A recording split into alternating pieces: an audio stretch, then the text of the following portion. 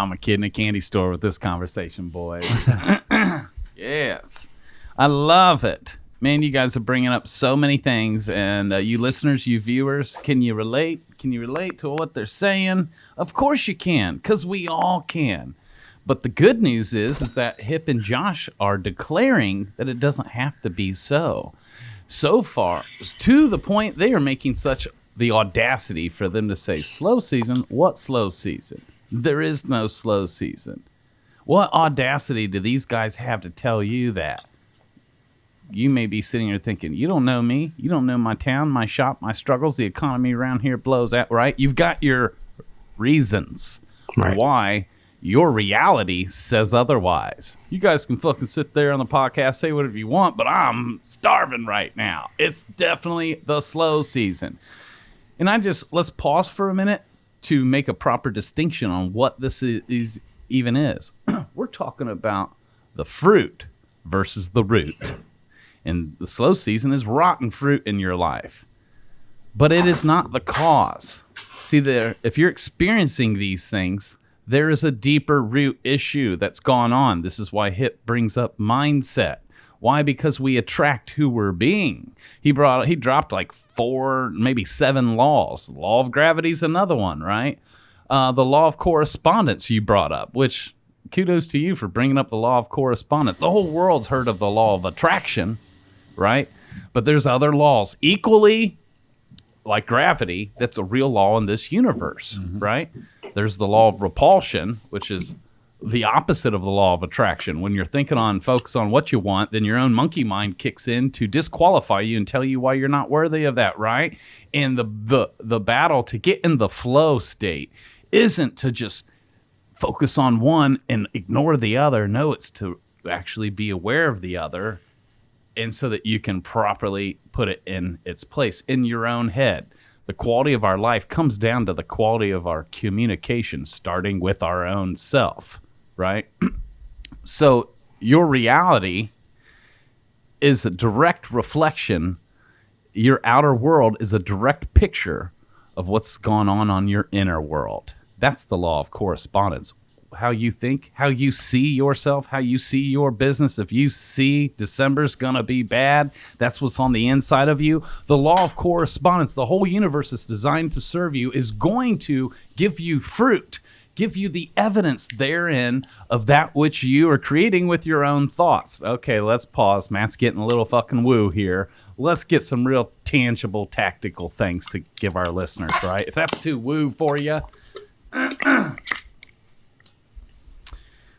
For starters, we've noticed, of course, most of you know by now that we have a coaching program called Tattoo Business Mastery, and boy, we get the things like this settled in your life once and for all, don't we, boys?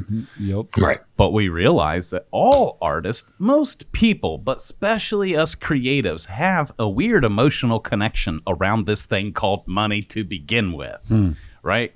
We attach all kinds of meanings around it, even some from our upbringing, that aren't serving us. That's not true, but we didn't know that. You may not know that. You may be holding and carrying all kinds of limiting beliefs about you and your relationship with money, your self-worth, how much is enough, and anything beyond that. Now you're a bad guy or a bad girl. Now we attach morality to it, right? So many people, but especially artists, have a weird emotional connection around money and somehow turn it into it's a bad thing. It's a yuck thing. So many people are uncomfortable even talking about it. But man, you're really good at complaining and bitching about it, aren't you? Right? Yep. You know, so that's where we got to start a little bit at the root in your relationship and even the meaning, what money really is, let alone where the fuck it comes from, right? So we can take morality out of it. Money's just like a tool in your life to help aid you in your purpose, in your vision, for you to walk out your own destiny. Why would you want to chop a tree down with a butter knife when chainsaws exist? And if you're trying to chop a tree down with a butter knife and call that humility, I'm here to tell you it's false humility. Wouldn't you rather just have the right tool to be more proficient, to get that job done so that you can get on to stepping into the being of who you were called and created to be. We need funded. We need the right tools. We all use tattoo machines. We had an episode with Carson Hill, and we talked about a great tool called the Numa machine and even gave one away, right? It's a tool. Now, you don't attach morality to your tattoo machine, right? It's part of your tool for you to do what you were called and created to do, to enlighten and to share your gifts with the world. And money is another tool in your tool belt on this thing called life, like your tattoo machine. It's not good, bad, right, or wrong. Depending on what you really want to be up to in life, you will need the tool called money to fund that. But let's back it up. Do you deserve it? Well, I don't know. Do you? The answer is yes, but it don't matter if you don't think so. Mm-hmm. See, here's the good news about abundance. Folks, we are living in an infinite world and universe full of abundance. I'm talking an ever-expanding, ever-growing universe to the point where not one scientist has been able to even find the end of it. It's still expanding. It's still growing. It's still going, right? Those of you who believe in scriptures, I can sum the whole Bible up of how it breaks down. You in reference to your relationship with God, your Father. Let me paint it to you like this. If there was a scenario of a few sons and their father, right now in today's world, were like multi-billionaires. And that father, who's a multi-billionaire, loves his sons, and his sons love him. Do you think his sons will prosper in life? Of course. Because they love each other, and dad is rich. Anything his sons wants to attempt or try, do you think they'll prosper? Of course they will. One, because they got love. Two, because they're rich. Anything they want to try, endeavor, is funded. That's the way Scripture paints you out, right? What I'm getting at is no matter what you believe in, all science, all religions, quantum physics all point to the same thing, that the world is abundant and it's already here. Meaning, you do not even have to worry about creating your own abundance. It's already been created for you. It's here. It's been here. It's all around you.